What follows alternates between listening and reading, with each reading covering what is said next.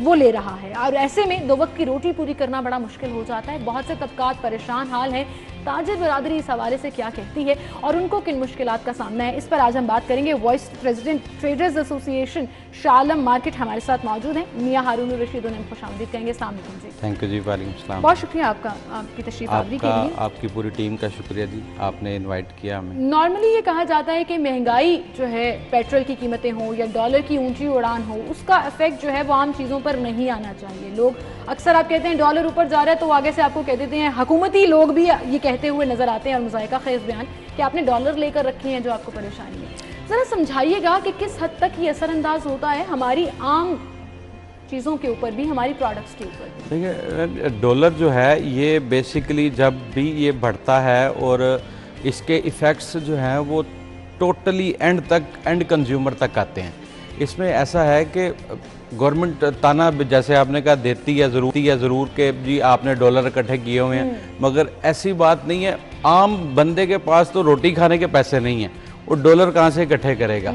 ये सारी स्ट्रेटजीज़ होती हैं गवर्नमेंट की प्लानिंग्स होती हैं, वो उसको लेके चलते हैं। उनको कैसे मैनेज करना, उन्होंने जो ज़खायर हैं उनको बेहतर मैनेजमेंट, जब तक ये चेक एंड बैलेंस नहीं लाएंगे ना इसके ऊपर, उस वक्त तक हमें ब्लेम कर दिया, अपने ऊपर कोई चीज़ नहीं लेंगे। कोई ये हमारे जो दूसरे दोस्त हैं जो मनी चेंजर्स का कारोबार करते हैं, उनका बिजनेस है, उनके पास डॉलर्स नहीं होंगे तो किसके पास होंगे। सही बात। जब एलसी खोलेंगे, हम बैंक्स में जाएंगे, बैंक्स को हमने पेमेंट्स करनी है तो ताजर उनसे ही खरीदेगा। अगर उनके पास वैसे भी खाम माल जब आपने खरीदना है, बाहर से जितनी चीजें इंपोर्ट करनी है वो आपने डॉलर्स में पेमेंट करनी है, तो वैसे ही आपका रुपया जो है वो डिवैल्यू होगा। लेकिन यहाँ ये कहिएगा कि अमूमन जब भी आपने शॉपिंग करनी होती थी और कोई बड़ी चीज़ें लेनी होती थी तो हम लाहौर की एक बड़ी मशहूर मार्केट है शाह आलम मार्केट, जिसका रुख करते थे। अब वहाँ भी महंगाई का राज नज़र आ रहा है, वहाँ पर भी आपको होलसेल प्राइस इस कदर ज़्यादा है कि लोग अफोर्ड ही नहीं कर पा रहे हैं चीज़ें लेना वहाँ से। शाह आलम मार्केट का जहाँ तक ताल्लुक है जी, मैं वहीं पे पला बढ़ा हूँ और हम शुरू से देख रहे हैं कि शाह आलम मार्केट में लोग पूरी मुल्क से परचेजिंग करने होलसेल की मार्केट आते हैं। वहाँ पे सुई से लेके बड़ी से बड़ी चीज़ तक अवेलेबल होती है। बिल्कुल सही। अब बात सिर्फ इतनी सी है कि जब पहले बंदा दूसरे शहर से आता था 1 लाख रुपया लेके, वो एक पूरा ट्रक भर के लेके जाता था अपनी दुकान के लिए सेल करने के लिए। अब इस डिवैल्यूएशन की वजह से वो 5 लाख रुपया लेके आता है और वो एक पिकअप का सामान लेके जाता है मार्केट से। मतलब इस कदर महंगाई ने उसको डिस्टर्ब किया है कि वो डिस्टर्ब हो गया। उसके साथ साथ जो सेल करने वाले हैं ऑब्वियसली वो भी डिस्टर्ब हो गए। उनकी जहाँ पे सेल रात को कुछ 2-4 ट्रक थे, माल वो होलसेल करते हैं, उनका माइनर सा प्रॉफिट होता है।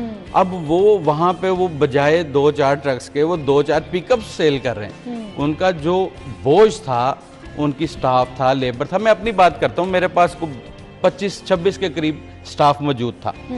उसका इफेक्ट ये आया, ये सारी चीज़ों का हमने ऑब्वियसली हम नहीं चाहते कि कोई गरीब को बेरोजगार करें, उसको हम चाहते हैं कि वो रोजगार मिले। जहां तक मैनेज हो सकेगा हम करेंगे। तो जब हमारे पास बिल्कुल काम बिल्कुल एंड लेवल पे आ गया तो मैंने मशवरा किया अपने भाई से। भाई कहते हैं जी आप ऐसा करो, अब फिर सर्वाइवल भी करना है। हम अगर इन सब चीजों को साथ लेके चलेंगे खुद जिंदा नहीं रह सकेंगे। बिल्कुल सही कह रहे फिर हैं। हमने कम करके जो बेरोजगारी को बढ़ाता है, 10 लोग हमने निकाले हैं अपने। हमें दुख है इस बात का, मगर हमारी मजबूरी है। हमारे पास आगे बिजनेस नहीं है, कोई पूछने वाला नहीं है। ये बहुत से हल्के ये भी कहते हैं कि गवर्नमेंट जो टैक्स लगाती है वो ताजर बरादरी डायरेक्टली आवाम से लेती है, तो उनकी अपनी जेबों पर कोई बोझ नहीं पड़ता और अमीर से अमीर होता जा रहा है। और उसमें ये भी कहा जाता है कि ताजर बरादरी अपना प्रॉफिट मार्जिन बिल्कुल कम नहीं करती, पूरा महंगाई का मलबा जो है वो आवाम पे डाल देती है। टैक्सेस की जो बात है, हमारे जो लीड कर रहे हैं सैयद अजमत अली शाह साहब, चेयरमैन हैं शाह आलम बोर्ड के, उनकी क़यादत में हम तमाम जो स्टेक होल्डर्स हैं पाकिस्तान से, उनको आज हम इकट्ठा कर रहे हैं। क्योंकि ये चीज़ ऐसी है कि जिसके ऊपर ये लागू होना है, अगर आप उससे डायरेक्ट बात नहीं करेंगे ना तो ये मसला हल नहीं होगा। ये अगर ड्राइंग रूम में बैठ के को हमारे ऊपर इम्प्लीमेंट कर देंगे कानून, तो आप FBR की बात जी FBR का जो नई जो पॉलिसी आ रही है पॉइंट ऑफ सेल्स के ऊपर, आज हम पूरा इकट्ठ कर रहे हैं उसके ऊपर। पूरे मुल्क से लोग बुलाए हमने।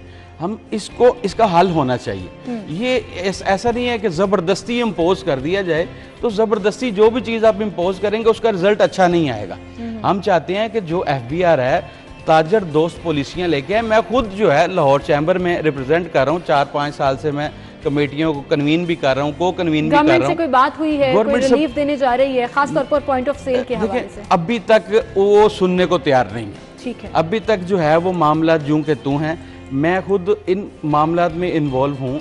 बात सिर्फ इतनी सी है कि जिनका जेन्युइन प्रॉब्लम है, आप उनको टेबल पे बिठा लें, वो आपका मसला 2 मिनट में हल हो जाएगा। बिल्कुल सही। जहां गवर्नमेंट को चाहिए कि ताजर बिरादरी के मसाइल हल करे, वहीं पर मसाइल में इजाफा होता चला जा रहा है। और सबसे अफसोस की बात यह है कि सुनवाई भी नहीं होती। मेजर स्टेक होल्डर्स को आप टेबल पर बिठाकर बात ही नहीं करना चाहते। बिल्कुल नहीं बिठाया जाता जी, बिल्कुल नहीं बिठाया जाता। जब तक हमारे ऊपर लेवल के हमारे देखें, FBR का जो रवैया है ना, वो फ्रेंडली होना चाहिए। जब तक ये फाइलर और नॉन फाइलर का जब तक ये फ़र्क, इतना बड़ा गैप है ना हमारे पास, वो कम करें।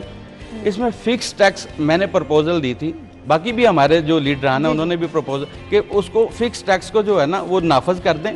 हर दुकानदार को पता है मैंने ये 5,000 10,000 देना साल बाद। हुकूमती ओहदेदारान असद उमर साहब की सजेशन थी, जो आप लोग कह रहे हैं कि इम्पोज कर देना चाहिए, फाइलर की तादाद बढ़ जाएगी। बिल्कुल सही कह रहे हैं आप हारून साहब। लेकिन पर जहां आप अपने मसाइल के लिए जंग लड़ रहे हैं, आवाम अपने मसाइल के लिए जंग लड़ रहे हैं, उनको महंगाई से निजात नहीं मिल पा रही है। और इस सिस्टम के बाद या मजीद अगर डायरेक्ट टैक्सेशन लगाई गई तो आवाम बेचारे जो थोड़ी बहुत पिकअप्स का आप जिक्र कर रहे हैं ना, वो भी बहुत श्रिंक होकर रह जाएगी। आई थिंक गवर्नमेंट को अपनी पॉलिसीज को रीथिंक करना पड़ेगा और मेजर स्टेक होल्डर्स को ऑन बोर्ड लेना पड़ेगा, ताकि आगे फर्दर फ्यूचर के जो डिसीजंस हों उसमें आवाम को रिलीफ मिल सके। बहुत शुक्रिया आपका जी, आप हमारे साथ मौजूद थे। और इसी के साथ नाज़रीन, हम अपने अगले सेगमेंट की तरफ चलेंगे। इस सेगमेंट से यकीन जानिए कि आपको बड़ा फायदा होने वाला है, क्योंकि एक दिन एक नेकी जो हमारा सेगमेंट है, आपको कोई अच्छी बात हम बताएंगे ताकि सारा दिन आपका अच्छे तरीके से गुजरे।